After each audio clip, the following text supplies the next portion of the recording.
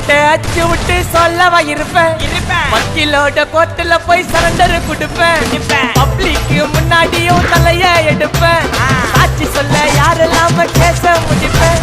சிசிடில trend ஆகும் பண்ண assault சிசிடில trend ஆகும் பண்ண அசால்ட்டு கோராமையா இருக்கும் பாரு கோய்ந்த ரிசல்ட்டு